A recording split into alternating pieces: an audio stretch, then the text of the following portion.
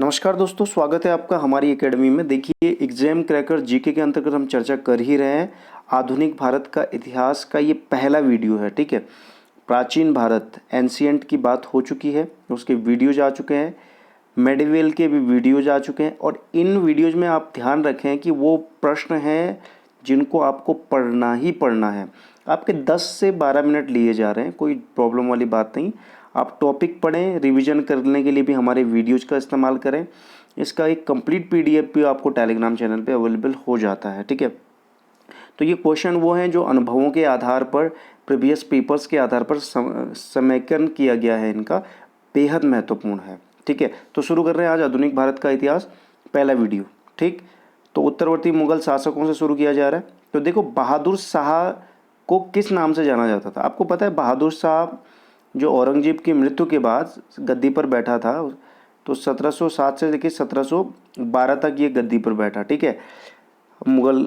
और ये उत्तरवर्ती मुगल के शासकों के नाम से जाने की, इसे कहते थे शाहे बेखबर। क्या कहते थे? बेखबर। ध्यान रखें, शाहे बेखबर जिसे कहते थे, वो बहादुर शाह था, ठीक है। आपके लिए एक सवाल ये है कि जो बहादुर शाह और आजम शाह के बीच जाजऊ का जो युद्ध हुआ वो किस वर्ष हुआ था? ठीक है, ध्यान रखें। जो बहादुर शाह और आजम शाह, ये दोनों के दोनों पुत्र थे औरंगजेब के। कब यहाँ पर जाजऊ का युद्ध किस वर्ष हुआ? ठीक है। नेक्स्ट क्वेश्चन देखिए, मुगल कालीन इतिहास में किन्हें शासक निर्माता के रूप में जाना? देखें, सैयद बंधुओं को जाना जाता था, ये ध्यान रखें, बहुत बार पूछा गया। हुसैन अली खां, अब्दुल्ला खां, ध्यान रखें एग्जाम के point of view. Next question देखिए, किस शासक को लंपट मूर्ख भी कहा जाता था? तो ध्यान रखें, ये परिवर्ती मुगल शासक है जहांदार शाह। ये 1712 से 1213 में ये शासन पर बैठा था और इसे लंपट मूर्ख कहा जाता था, ध्यान रखें, ठीक है। नेक्स्ट क्वेश्चन देखिए, फर्रुखसियर, इसके बाद जो गद्दी पर बैठा उसे किस नाम से जाना जाता था? देखिए, घृणित कायर, ठीक है। फर्रुखसियर 13 से लेकर 19 तक गद्दी पर बैठा था, ध्यान रखें। नेक्स्ट क्वेश्चन आपके सामने है, देखिए, सुंदर युवतियों के प्रति अत्यधिक रुझान के कारण मोहम्मद शाह को किस नाम से जाना जाता है? देखिए, मोहम्मद शाह रंगीला के नाम से जाना जाता था। ये शासक था और ये शासक बना 1719 से लेकर 48 तक, 19 से 48 तक ये बना, ध्यान रखें, काफ़ी इंपॉर्टेंट है एग्जाम के point of view. Next question देखिए, 1720 में सैयद बंधु हुसैन अली खां की हत्या किसने की थी?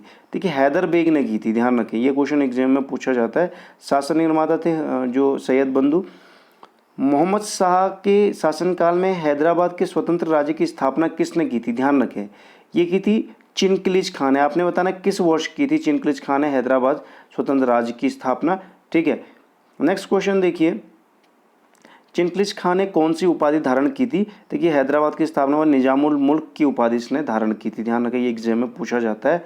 अवध राज्य की स्थापना किसने की थी? शहादत खान ने की थी। ये बुरहान उल मुल्क की इसकी उपाधि थी, ध्यान रखें। आपको ये बताना किस वर्ष की थी, ठीक है। नादिर शाह ने कब दिल्ली पर आक्रमण किया? तो ध्यान रखें, नादिर शाह ने दिल्ली पर 1739 में आक्रमण किया, ध्यान रखें। आपने ये बताना है किसके शासनकाल में इसने दिल्ली पर आक्रमण किया। नेक्स्ट क्वेश्चन देखिए, किसे ईरान का नेपोलियन कहा जाता है? ये क्वेश्चन पूछा जाता है बार बार। नादिर शाह को ईरान का नेपोलियन कहा जाता है, ठीक है। देखिए, तख्ते ताऊस यानी मयूर सिंहासन की बात हो रही है, पर बैठने वाला अंतिम शासक कौन था? मोहम्मद शाह रंगीला। आपने ये बताना है कि जो मयूर सिंहासन है, इस पर बैठने वाला पहला शासक कौन था, ठीक है ना, जिसने इसका निर्माण करवाया था, कौन था? कमेंट सेक्शन में कीजिए। पिछले वीडियोज में हम डिस्कस कर चुके हैं मुगल जो मिडिवल हिस्ट्री है। देखिए, पानीपत का तृतीय युद्ध मोस्ट इंपॉर्टेंट है, 1761 में हुआ है। किस किस के बीच हुआ है? आपने ये कमेंट सेक्शन में बताना है। ये बहुत बार पूछा जाता है, ये दिया भी है नीचे। तीसरा युद्ध किसके बीच? तो मराठा और अहमद शाह अब्दाली के बीच हुआ था, ध्यान रखें, मोस्ट इंपॉर्टेंट है। नेक्स्ट क्वेश्चन देखिएगा, मुगल का जो अंतिम मुगल सम्राट कौन था? ध्यान रखें, अंतिम मुगल सम्राट था बहादुर शाह सेकंड, ये जिसे बहादुर शाह जफर भी कहते हैं, ठीक है। और ये क्वेश्चन ऐसे हैं कि जो बार बार एग्जाम में पूछे जाते हैं। देखिए, यूरोपियों के आगमन से तात्पर्य है, भारत के पश्चिमी तट पर स्थित कालीकट बंदरगाह पर वास्को डी गामा कब पहुंचा? देखिए, 17 मई 1498 को ये कब पहुंचा था? कालीकट बंदरगाह पर पहुंचा था, ठीक है। नेक्स्ट क्वेश्चन देखिए, आपने ये बताना था किस नाविक ने इन्हें जो पथ प्रदर्शक था, कौन सा नाविक था जिन्होंने इसे रास्ता दिखाया कालीकट तक पहुंचने के लिए। नेक्स्ट क्वेश्चन देखिएगा, भारत में प्रथम पुर्तगाली वायसराय बनकर 1505 में कौन थे? कि फ्रांसिस्को डी अल्मेडा आया था, ठीक है ना, फ्रांसिस्को डी अल्मेडा आया था, ठीक।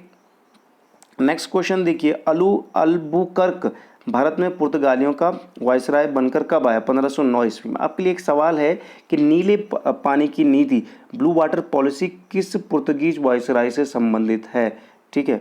नेक्स्ट क्वेश्चन देखिए, पुर्तगालियों ने अपनी पहली व्यापारिक कोठी देखिए कहाँ पर खोली? कोचीन में खोली थी। देखें ये क्वेश्चन इतना इंपॉर्टेंट है कि एग्जाम में पूछे जाते हैं।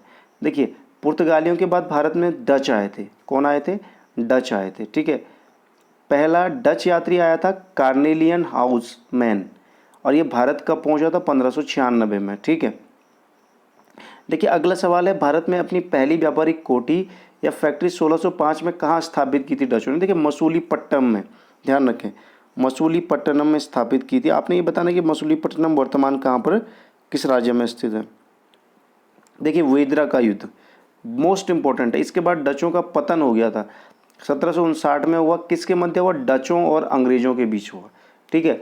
जो वेदरा का युद्ध है वो किस किस के मध्य हुआ?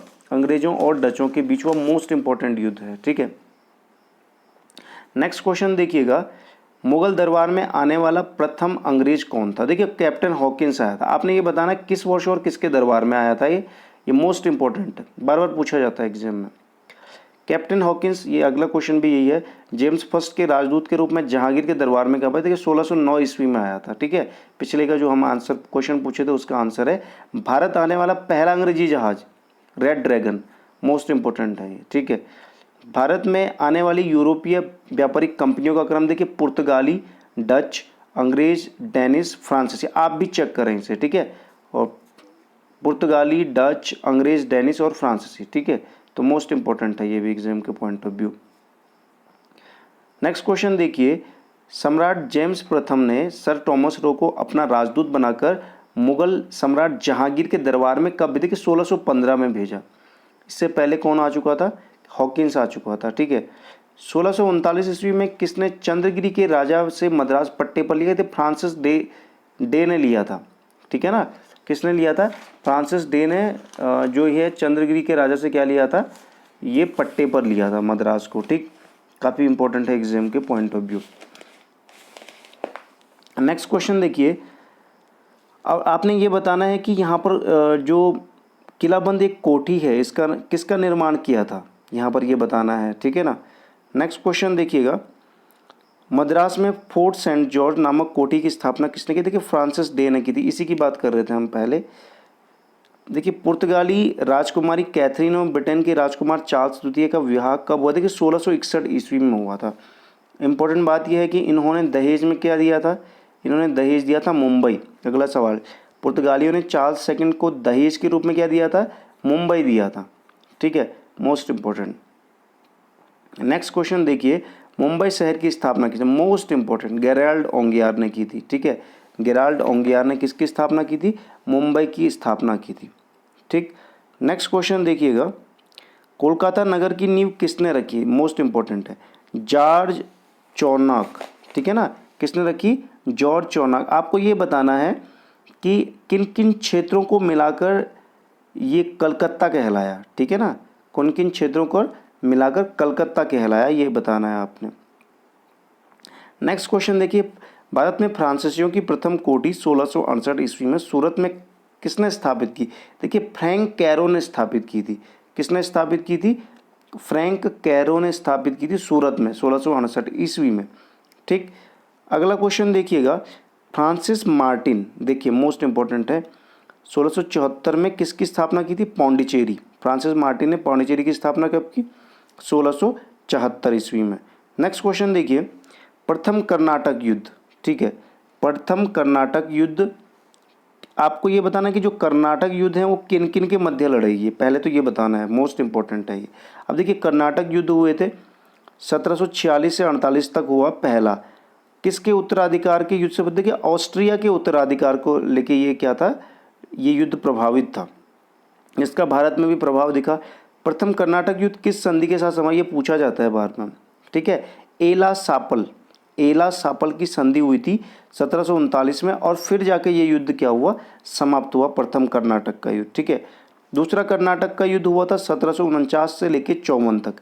किस संधि के साथ समाप्त हुआ, पौंडीचेरी की संधि हुई थी 1755 में, जो पौंडीचेरी की संधि हुई, इसके बाद क्या हुआ, युद्ध विराम हुआ, ठीक है। अगला क्वेश्चन देखिए, तीसरा कर्नाटक युद्ध 1756 से लेकर 63 तक हुआ, ध्यान रखें, ये भी पूछा जाता है।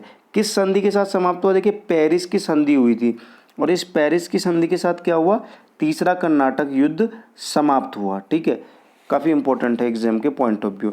अगला क्वेश्चन देखिए, मोस्ट इंपॉर्टेंट है कि 1760 में वांडीवास की लड़ाई किन के मध्य में हुई, तो ध्यान रखें, मोस्ट इंपॉर्टेंट है, वांडीवास की लड़ाई हुई थी अंग्रेजों और फ्रेंच के बीच में, ध्यान रखें, मोस्ट इंपॉर्टेंट है। आपने ये बताना है कि जो वांडीवास की लड़ाई में अंग्रेजी सेना का नेतृत्व कौन कर रहे थे और फ्रेंच सेना का नेतृत्व कौन कर रहे थे, ठीक है।